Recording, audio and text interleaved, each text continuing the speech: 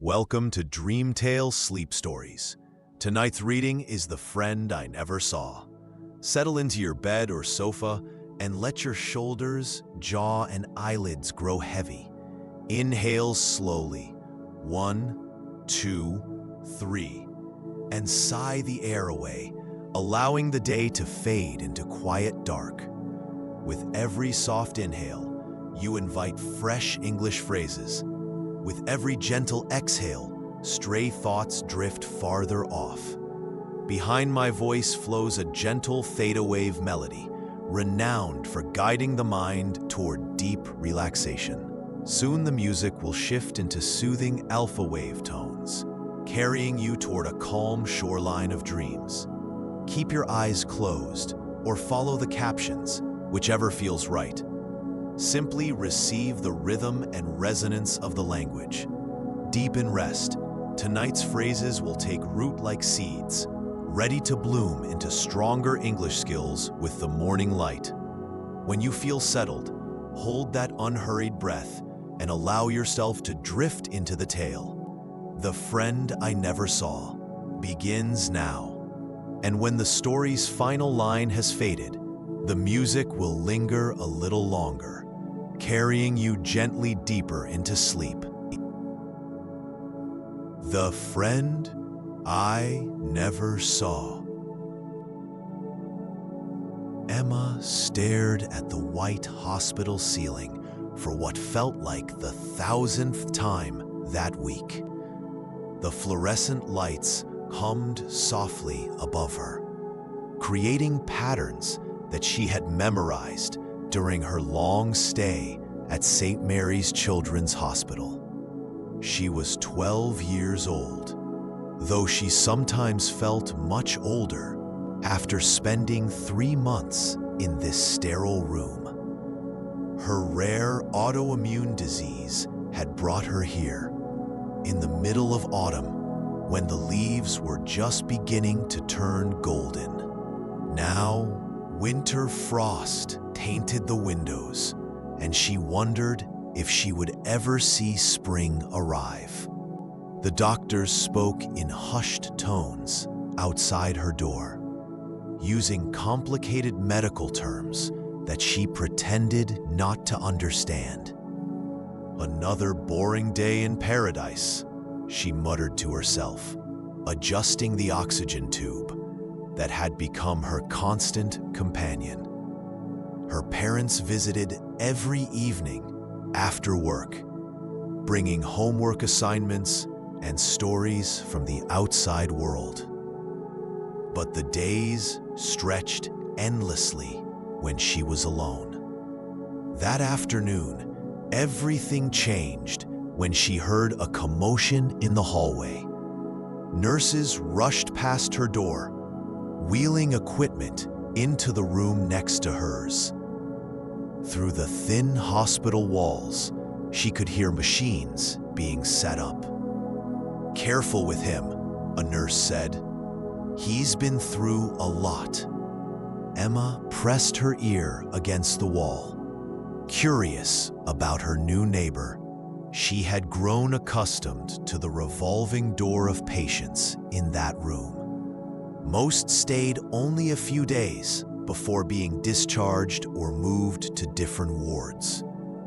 But something about the urgency in the nurses' voices made her think this patient might be different. Hours passed before the activity next door finally settled. Emma was reading a book her mother had brought when she heard a soft knock on the wall. At first, she thought she had imagined it, but then it came again. 3 gentle taps. She hesitated, then knocked back 3 times. A moment of silence followed before a voice came through the wall, muffled but clear enough to understand. "Hello? Can you hear me?" It was a boy's voice, probably around her age. Emma's heart raced with excitement. She hadn't talked to anyone her own age in months. "Yes, I can hear you," she replied, pressing her face close to the wall.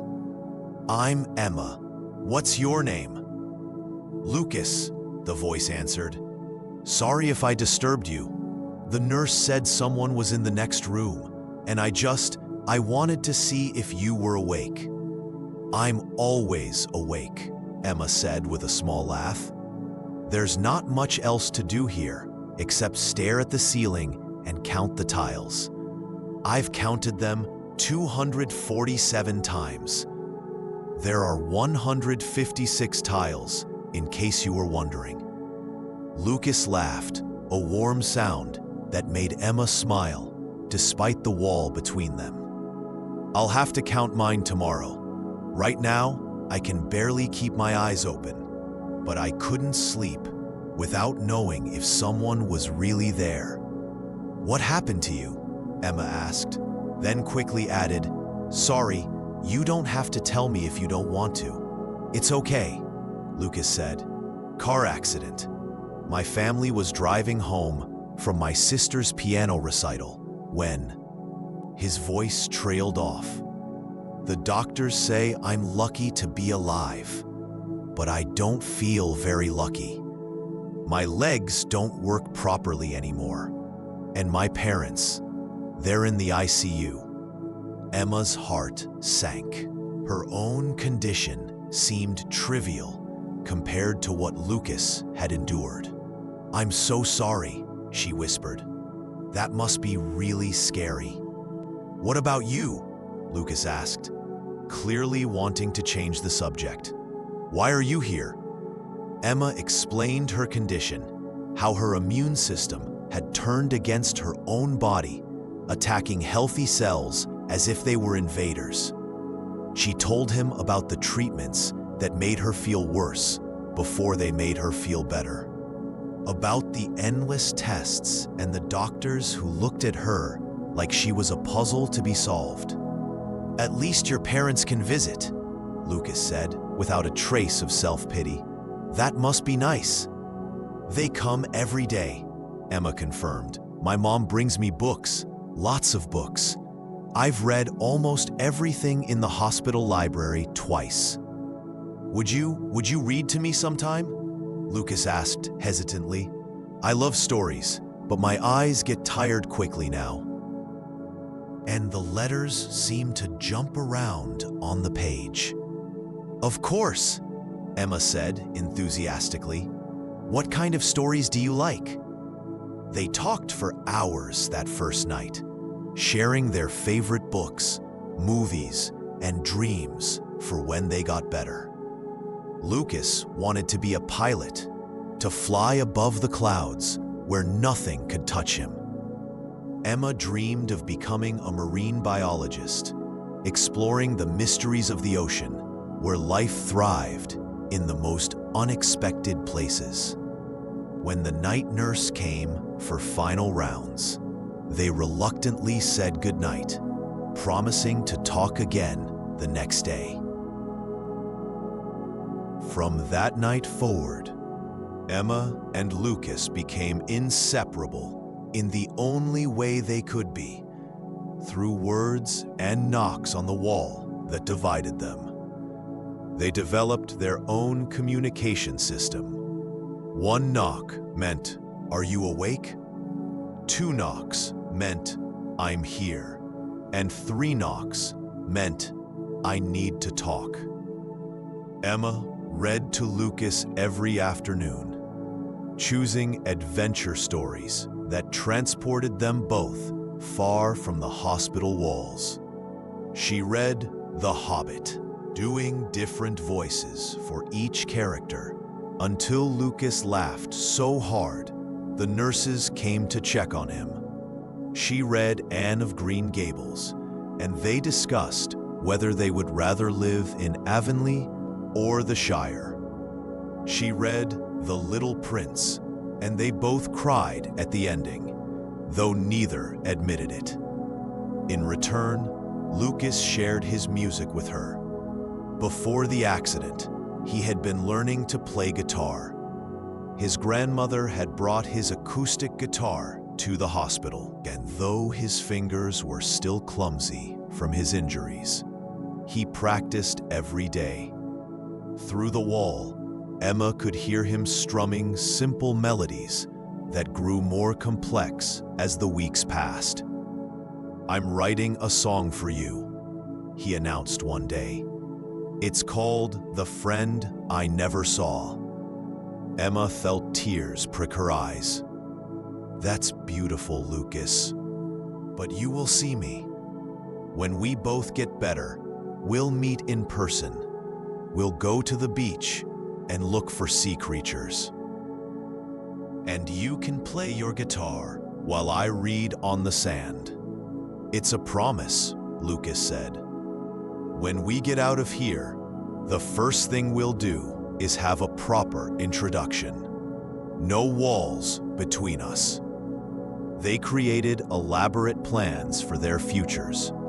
Lucas would teach Emma to play guitar, and she would teach him about marine life. They would travel together. He would fly the plane while she navigated to exotic locations where they could explore both the sky and the sea. Winter slowly gave way to spring, and Emma's condition began to improve. The treatments were working, her doctor said with cautious optimism. She might be able to go home by summer if her progress continued. She knocked excitedly on the wall to share the news with Lucas, but his response was subdued. "That's wonderful, Em," he said, using the nickname he had given her. "You deserve to get out of here." "What about you?" Emma asked. "How's your physical therapy going?" Lucas was quiet for a long moment. "It's going," he said finally. "The doctors say I'm making progress." But Emma could hear something in his voice that worried her. Over the next few days, Lucas seemed more tired than usual. His guitar playing became less frequent, and sometimes, when she knocked on the wall, it took him longer to respond. "Are you okay?" she asked one evening after reading him a chapter from their latest book. "Just tired," Lucas said. "The new medication makes me sleepy." Emma wanted to ask more, but she heard the exhaustion in his voice and let him rest. That night, she lay awake worrying about her friend. She realized that while her own health updates had been increasingly positive, Lucas rarely shared specifics about his condition anymore. The next morning, Emma woke to unusual silence from the room next door. She knocked once, then twice, then 3 times. No response. She told herself Lucas was probably sleeping, that the medication had knocked him out. But as the hours passed, with no sound from his room, her anxiety grew. When her mother arrived that evening, Emma immediately asked her to find out about Lucas. Her mother's face changed when she heard the name, and Emma knew something was wrong. "Sweetheart," her mother said gently, sitting on the edge of the bed. "I spoke with Lucas's nurse. He's been moved to the intensive care unit." There were some complications from his injuries that the doctors didn't expect. Emma felt like the air had been sucked from the room. "But he's going to be okay, right? He has to be okay. We have plans. We're gonna meet when we get better. He's teaching himself to play guitar again, and he wrote me a song." Her mother held her as she cried, unable to offer the reassurance Emma desperately wanted. Over the next week, Emma knocked on the wall every few hours, hoping against hope that Lucas had returned. She asked every nurse who entered her room for updates, but they could only tell her that he was still in the ICU. Then one afternoon, Emma heard activity in Lucas's room. Her heart leaped. He must be back. She knocked excitedly on the wall, but instead of Lucas's familiar response, she heard furniture being moved and the rustle of papers being packed. A gentle knock came at her door, and Lucas's nurse, Patricia, entered carrying a guitar case and a small box. "Hello, Emma," Patricia said softly. "Lucas asked me to give these to you when you got better." Emma's hands shook as she took the items. "Asked? When did he ask?" "Before he went to the ICU," Patricia said. "He was very insistent. He said you would understand." With trembling fingers, Emma opened the guitar case. Inside was Lucas's acoustic guitar, its wood worn smooth from his practicing. Tucked into the strings was a piece of paper covered in his handwriting, the lyrics to The Friend I Never Saw. The song was beautiful and heartbreaking, talking about friendship that transcended physical boundaries, about how some people touch our lives so deeply that seeing them with our eyes becomes unnecessary because we see them with our hearts. In the small box, Emma found a collection of items, a seashell Lucas's sister had given him before the accident. "For your future beach trips," his note read. A pilot's wings pin his grandfather had worn in the war. "So you'll always have a pilot with you," and a photograph of the sunrise taken from his hospital window. The view we shared, even with a wall between us. At the bottom of the box was a letter in Lucas's careful handwriting. "Dear M, if you're reading this, it means you're getting better, and that makes me happier than you can imagine. I want you to know that these months with you have been the brightest spot in a very dark time. You gave me hope when I had none, laughter when I forgot how to smile, and friendship when I felt most alone. I'm sorry I never got to see your face, but I want you to know that I see you clearly in my mind. Your kindness, your courage, your amazing ability to bring stories to life. You painted pictures with your words that were more vivid than anything my eyes could show me. Promise me you'll become that marine biologist. Promise me you'll explore the ocean and discover new creatures. And think of me when you see something amazing. I'll be watching from above. Maybe I'll get those pilot's wings after all, just in a different way. Take my guitar, learn to play it, write songs about the sea, and sing them for both of us. And sometimes, when you play, remember the boy in the room next door who loved you without ever seeing your face. Thank you for being my friend, M. Thank you for making me believe that walls can't stop hearts from connecting. Forever your friend, Lucas. P.S. Look for me in the sunrise. I'll be the gold ray that touches the ocean." Emma clutched the letter to her chest, tears streaming down her face. Patricia sat with her as she cried, occasionally patting her shoulder, but mostly just being present in her grief. Over the following days, Emma learned that Lucas had passed away peacefully, his injuries finally proving too much for his young body to overcome. His parents, who had recovered from their own injuries, came to visit Emma.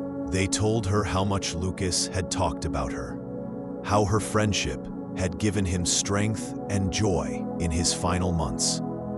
"He made us promise to thank you," his mother said through tears. "He said you saved him from the darkness. He said you were his light. Emma gave them a copy of all the books she had read to Lucas, with notes about which parts had made him laugh and which characters he had loved most. They hugged her tightly before they left, promising to stay in touch. When Emma was finally discharged from the hospital on a warm summer day, she carried Lucas's guitar with her. Her parents drove her straight to the beach, where she sat on the sand and watched the waves roll in. As the sun began to set, painting the sky in shades of gold and pink, she strummed the guitar clumsily, trying to remember the chords Lucas had played through the wall.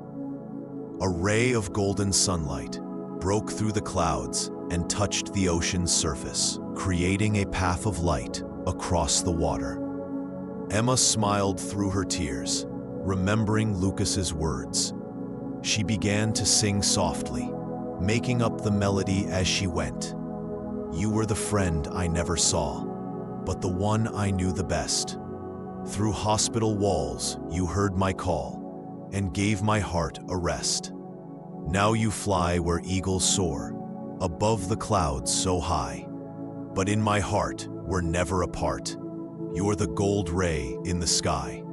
As she sang, Emma felt a warmth that had nothing to do with the sun. She knew Lucas was listening, somewhere beyond the horizon, where the sky met the sea.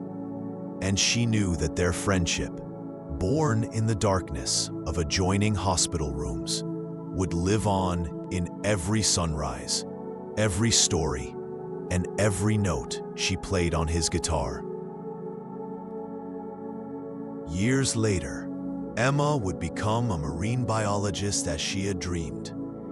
She would discover new species in the deep ocean and name one of them after Lucas, a small, luminescent fish that glowed in the darkness of the ocean floor, bringing light to places where the sun never reached.